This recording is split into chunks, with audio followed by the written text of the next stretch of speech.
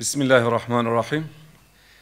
Kıymetli basın mensupları ve ekran başında bizi izleyen değerli vatandaşlarımız, sizleri sevgiyle, saygıyla, muhabbetle selamlıyorum. Evet, son günlerde çokça konuşulan ve özellikle 20 aya aşkındır Gazze'de bir soykırım var. Artık öyle bir hal aldı ki hepimiz canlı çocuklarımızın, yavrularımızın cayır cayır yanmalarını izliyoruz. Hastanelerin, ambulansların, camilerin, okulların bombalamasını hepimiz şahit oluyoruz. Torunların, dedelerin, sivillerin, kadınların sokak ortalarında, evlerinde nasıl bombalandığını tüm dünyanın gözleri önünde hepimiz görüyoruz ve halen maalesef bu soykırımı durduracak somut adımlar atılmış değil. Ve bu yönüyle belki de devletlerin yapması gereken bir müdahale olması gerekirken, yani devletlerin bu soykırımı durdurması gerekirken maalesef bu konuda somut adım atılmadığı için uluslararası vicdan harekete geçti. Artık insanlık harekete geçti ve 1 Haziran'da İtalya'dan Medlin ismi altında bir gemi uluslararası sularda Gazze'ye doğru yol aldı. Bu geminin yükü vicdandı, insanlıktı.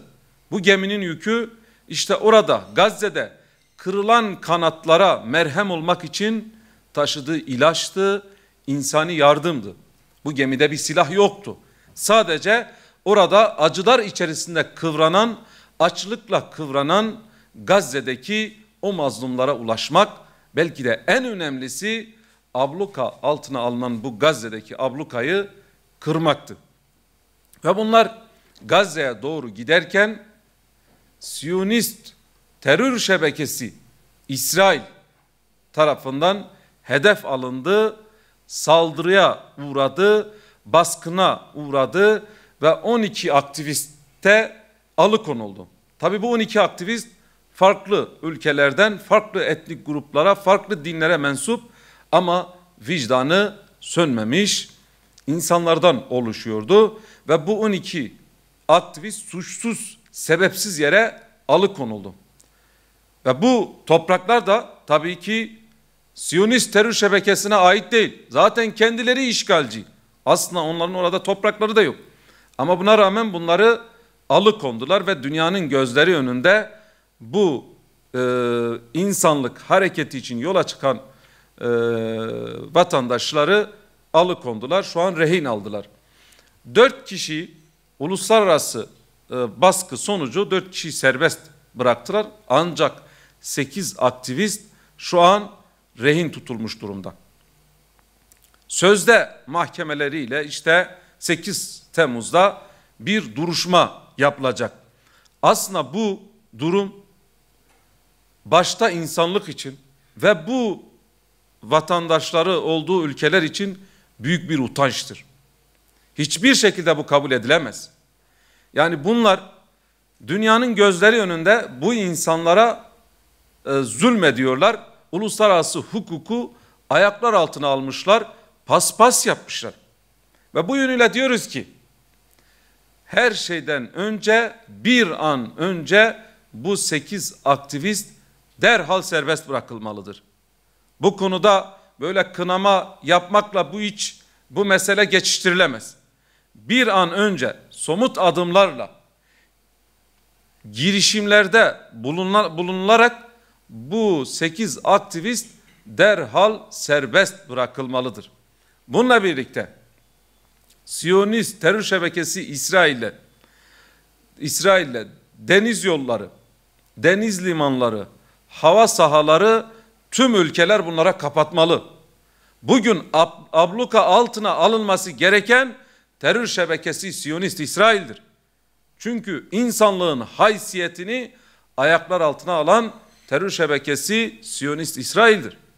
Bununla birlikte Gazze'ye insani koridor açılmalı, oraya insani gıda, insani yardım ulaştırılmalı ve bununla birlikte yardım filoları Gazze için harekete geçmelidir. Tabii bu filolar deniz gemileriyle, yani deniz yoluyla gidildiği zaman bu yardım filolarını savaş gemileriyle, savaş uçaklarıyla ilgili ülkeler bunların güvenliğini sağlamalıdır. Bu yardım filolarına yapılan bir müdahale savaş sebebi olduğunu da işgalci İsrail'e bildirilmelidir ve buna göre bir harekete, bir tavır ortaya konulmalıdır. Artık sözden öte somut adımların atılması gerekiyor. Siyonist terör şebekesi hiçbir şekilde kınamalardan anlamıyor.